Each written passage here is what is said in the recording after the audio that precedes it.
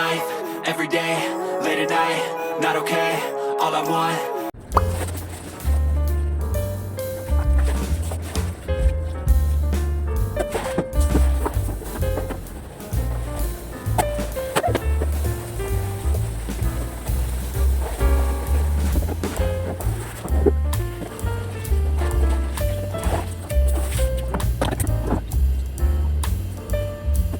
Blessed morning guys! So ayan, nag-start na tayo maglaba. Ang mga dapat nating laban. So actually ayan, binalawan ko lang yan. Inanhan ko lang ng parang fabric conditioner nila dito. Detergent nila. Tapos yan. I-spin ko siya para mag-dry siya. Para mas mabilis siyang matuyo. Kahit maaraw. So spin lang. Set lang natin yan for spin. And then it's ready to go. Na para mag-dry siya. Pag sinampay ko siya, hindi siya tulo-tulo, no? Ayan. So, ayan na siya. Very good. Ang tagal niya. Kasi hindi ko makita yung ilaw ng washing, eh. So, ayan na. Set na yan. Okay na. Go! So, ayan. For the sampay tayo for today's video. Dahil talagang gusto ko malaban lahat ng dapat kong mga labahan. Kasi para magpa-plancha na lang ako. Magtitiklop na lang ako for the rest of week. Days na wala yung amo ko. So, ayan. For today's video, sampay mode. Go, go, go. Recycle tayo mga plastic. So, hindi ako tinatambakin mga recycle na. Dahil full tank na siya. Ang init. Full tank na siya. Oh.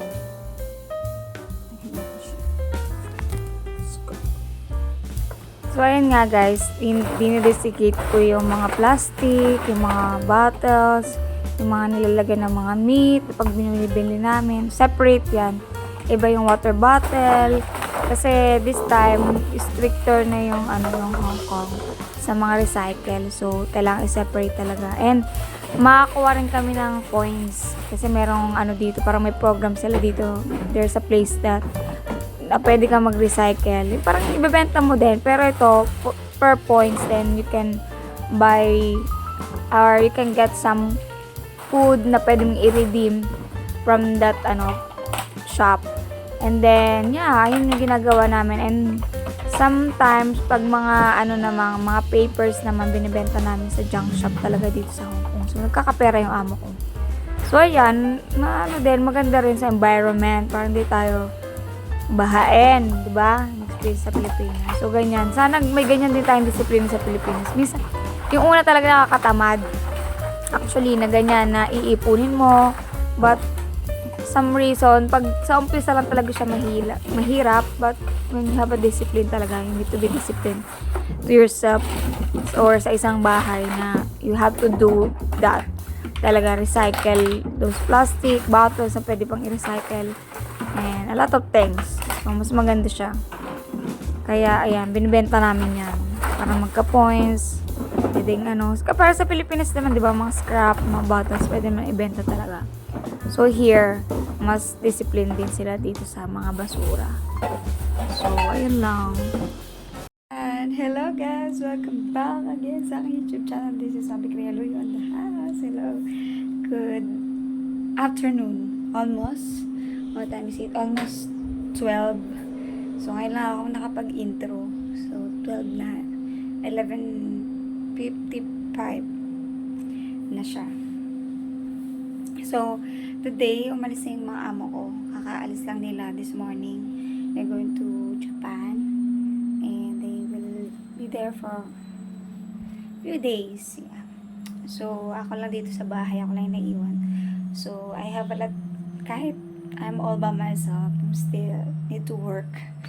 I'm still paid, So, I'm still working. So, praise God, I did a lot of things today. Already, 12 pa lang, diba? So, yeah, nag-wash na ako ng clothes. Talagang nilaban ko lahat ng mga clothes nilang natira dyan. Para at least, peri na yung, namin, yung mga bucket nila doon sa toilet. And then, I hang other clothes then winash ko yung mga school uniform ng alaga ko na mga new. Nilaban ko na siya. Actually, isasampay ko pa yung isa.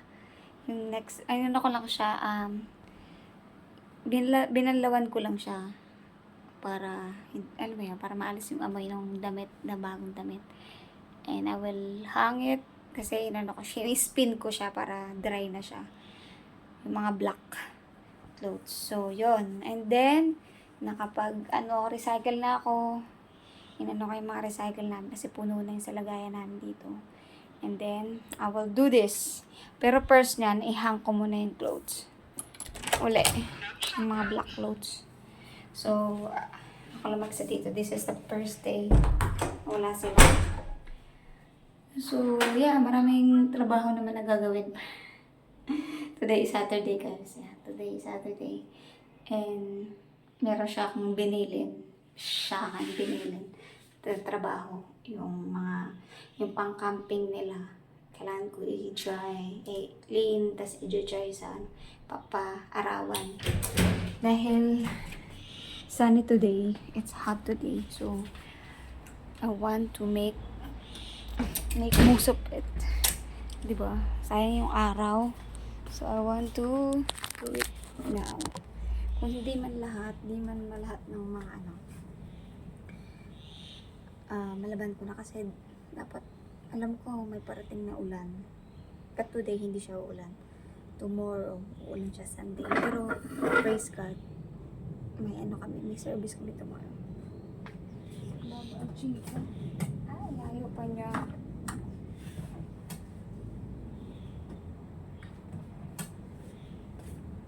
Ang init. So, maganda maglaba ngayon. Buti na lang naglinis ako ng kwarto kahapon. Friday. I clean the room every Thursday. Pero, I decided to do it yesterday, Friday. Kasi why not?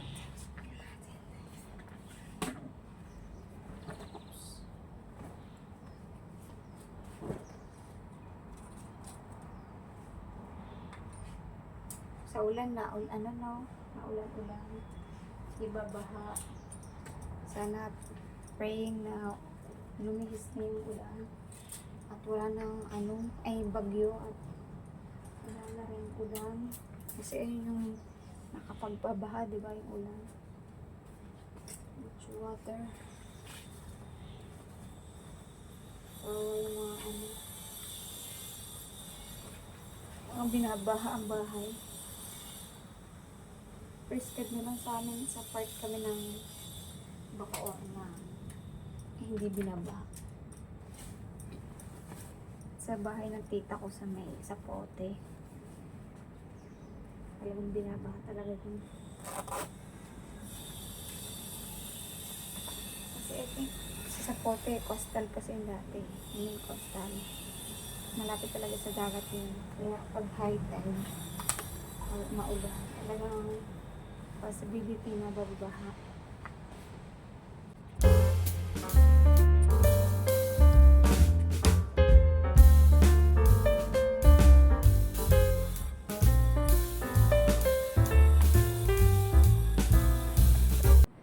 Ayan. Dito naman tayo. Tapos na tayo magsampay. Ito yung pupunasan ko. Yung airbed. Punasan daw. Ito yung binili niya sa akin kanina umaga. Actually, yung amo ko naman, praise God naman din sa amo kong babae. Yung amo kong lalaki, wala naman trabaho iniwan sa akin. Yung amo ko lang babae. So, sa amo kong babae naman, praise God naman, hindi naman siya ganun ka-oy like ng mga ibang mga amo na, alam mo yung kahit nasa bakasyon sila na sobrang, kailan nakalista yung gagawin mo. So, praise God, yung amo ko na hindi naman ganun. Siguro may binibili lang siya ng mga some few things na take time to do, ganyan. Yung hindi namin nagagawa syempre pag may school lang kids, ganyan. So, ako hindi niya rin sa akin mapagawa kasi syempre busy kami talaga totally. So, okay lang naman. So, sa sino mo kaya makaka-relate dyan ng mga katulong dito sa Hong Kong na kahit wala yung amo, nakalista yung mga gawain.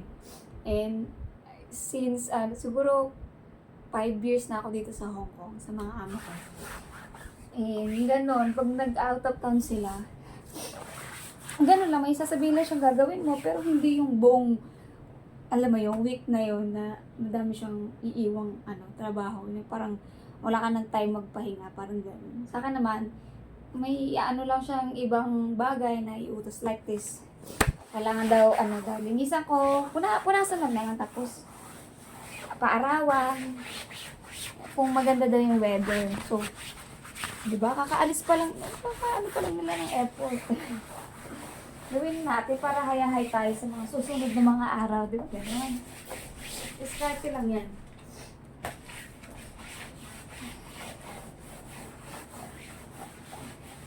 Ang gagawin natin. Simple lang yung mga ginapagawa sa akin. Tapos actually, ang lang sa akin kahapon. Kung ano lang, maglinis-linis ka, ganyan. Ano naman ang gagawin natin? Walang tayo ibang gagawin, hindi maglinis. Lagi naman naglilinis. Tsaka hindi naman madudumihin yung bahay kasi pag naglinis ako ng isang pasada, kunya dito sa sahig, sa mga furniture, hanggang pagbalik na nila yan. Marami to. Ilang may mga slip bag pa. Pero syempre, one at a time lang ang gawin natin. Yung ginaano ko sayang yung araw. Kasi biglang uulan yan eh. Yung weather ngayon dito kasi may bagyo nga sa Pinas dito.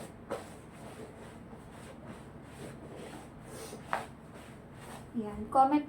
Comment naman kayo dyan. Comment down below kung paano pag nasa bakasyon ng mga amo nyo, ano yung ginagawa nyo. Yan mga inuutos sa inyo.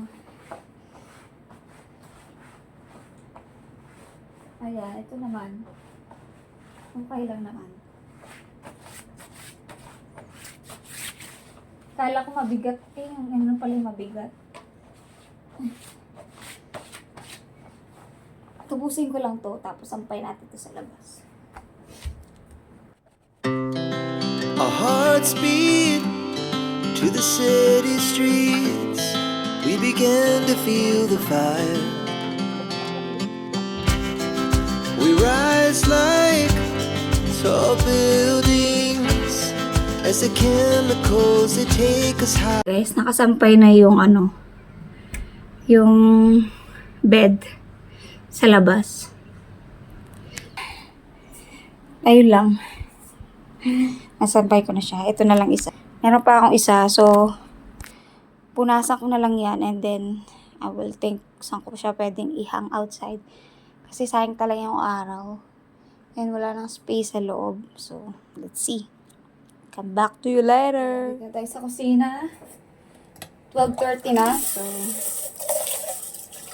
isaing na ako. Kinain ko yung... Hindi kasi sa akin sinabi ng amo ko na hindi sila mag-breakfast dito. Eh, wala akong maisip na mabilis na breakfast. Yung hot cake yung ginawa ko. Eh, nakapaggawa na ako. Sabi niya, hindi na kailangan magluto. Siyempre, sino kakain mo? Nasisira eh pag di ko niluto yung ginawa kong mixture.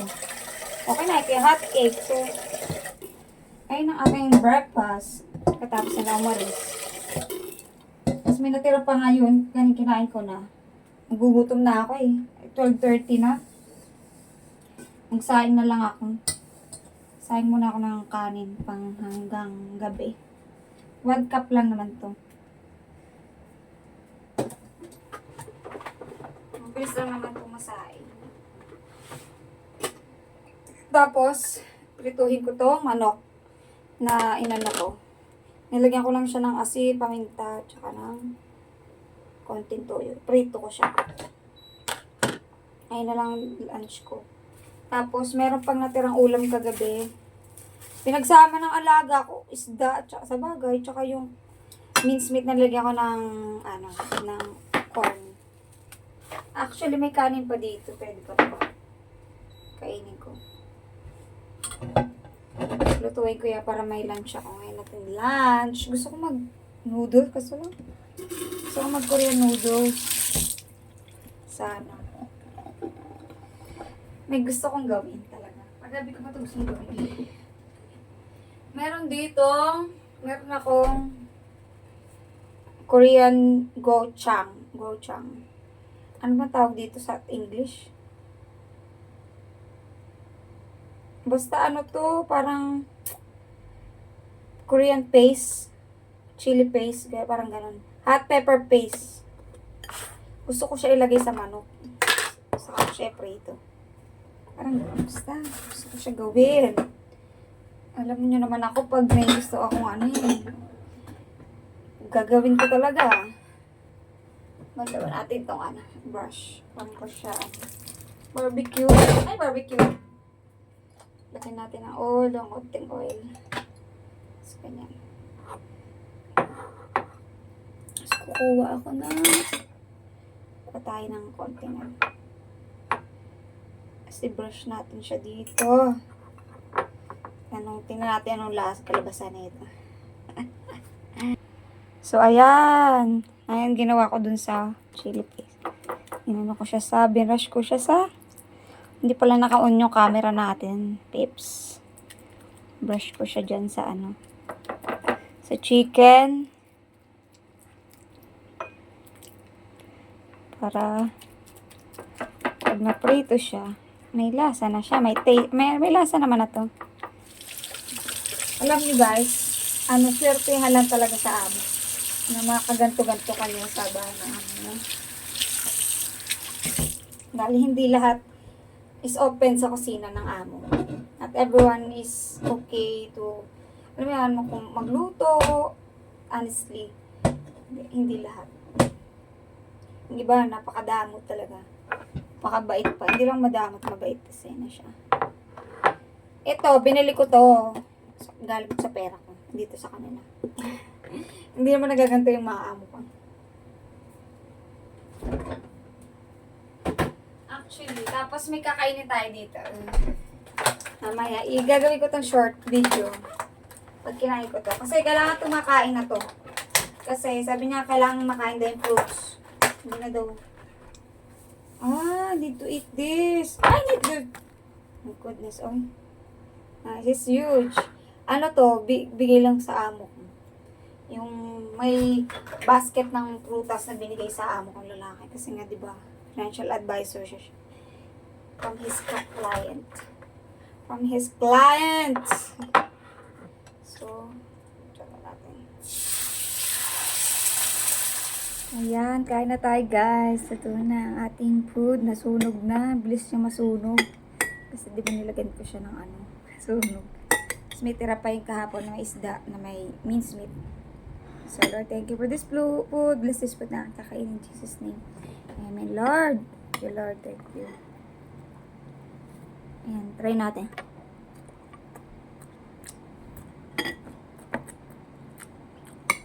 Sarap.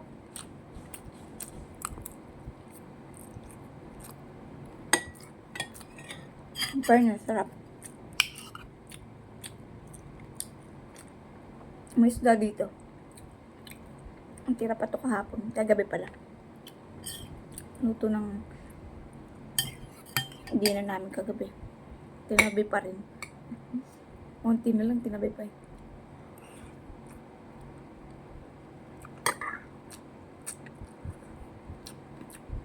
Ayan tayo guys.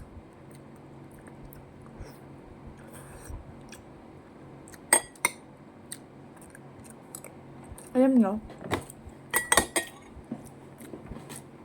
minsan nakakalungkot. Nalulungkot ako. Saan ng pamilya ko. Ano mo, natindan mo na minsan may yung isgisan yung pamilya. May misunderstanding.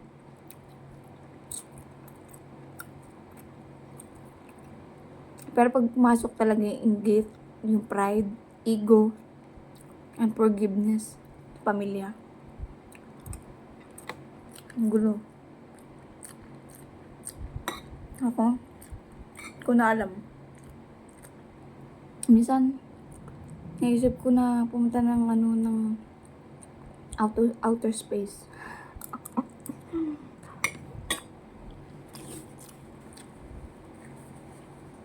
Kasi parang mawawala ka ng signal. Wala ka na alam. Wala ka na pakialam sa mundo. Parang gano'n. Pero hindi naman pwede yun, di ba?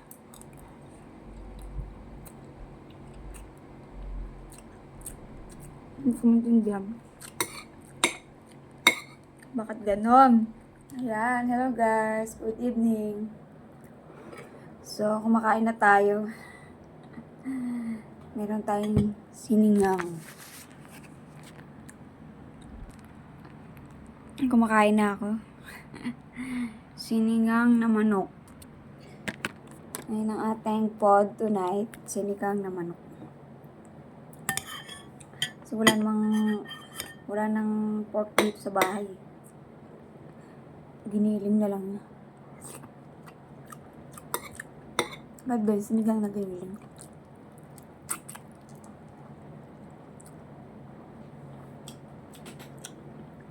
Ay, 35 na. Alas 7 na ako nagluto. Ang dami ko rin nagawa today. Yung pinapagawa sa akin ng amo ko na maganda yung panahon, 3 na lang ang naiwan.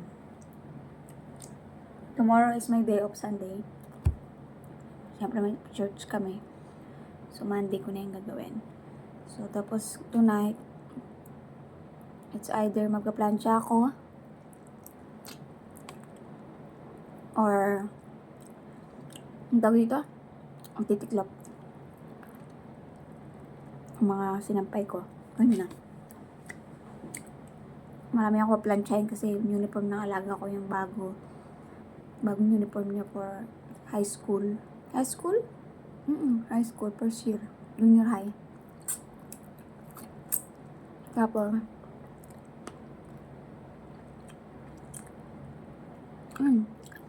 ibang damit ng mga amo ko.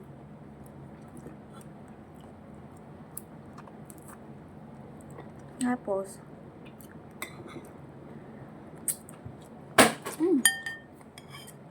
sorry. Harap. Lagyan ko lang ng kamatis. Sinigang mix lang talaga ito. Kamatis, ito gulay, choy sam.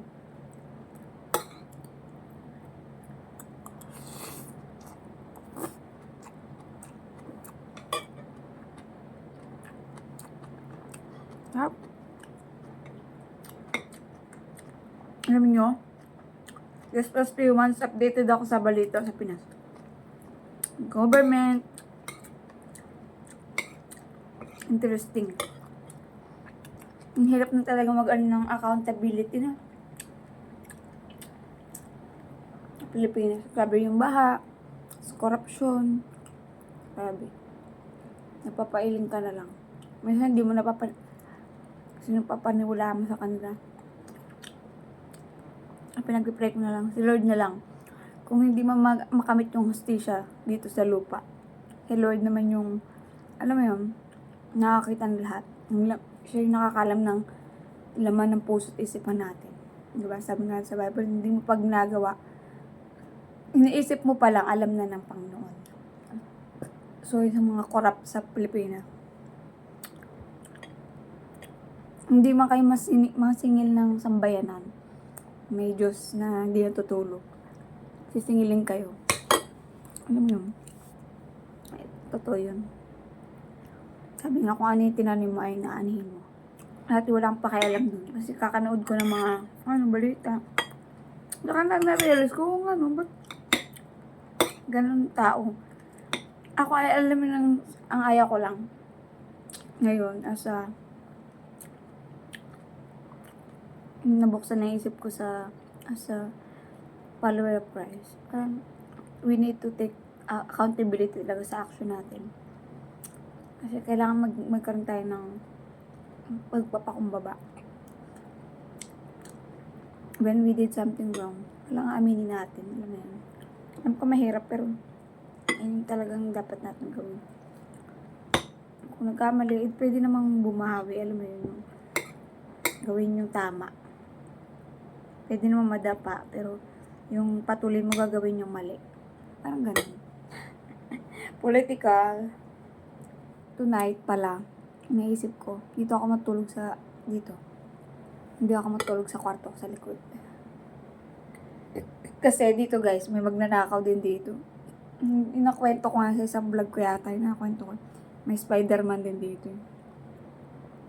Kung sa Pilipinas may akyat bahay, ang tawag dito Spider-Man. Kasi umakyat ng wall eh. Para makapunta sa bahay. Yung kapitbahay namin doon sa harap, unahan. Nakawa kasi walang laging tao. Napapansin ko talaga, months na yon na walang tao doon. Tiyempuan siya. Kaya ang ko dito, ang sabi ng amo ko, ilak daw ang pintuan dito, mga bintana, ilak talaga. Kasi parang nakapasok na magnanakaw kasi may bukas sa bintana.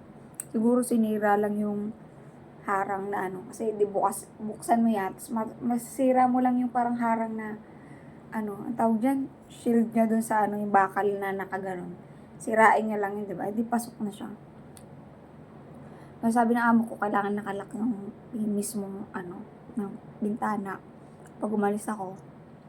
Kaya tonight, nilakaw na yung lahat. Kasi, baka bukas ng umaga, magmadali ako, di ba? Kalimutan ko. At least, sa gabi ako makakarating na dito. Kasi, baka doon ako magtambay matagal kasi. Di ba? Kasi wala naman amo eh. So, ayan lang guys. Meron tayong drinks dito. Sarap pala na ito. Salted lime drink. Parang, hindi naman to herbal drink. Parang herbal drink nila dito. Salted lime drink. Sarap. Ayan lang guys. I hope you like this video. Please like, share, subscribe sa aking YouTube channel. And see you in my next vlog. God bless guys. See you tomorrow, Sunday. Bye.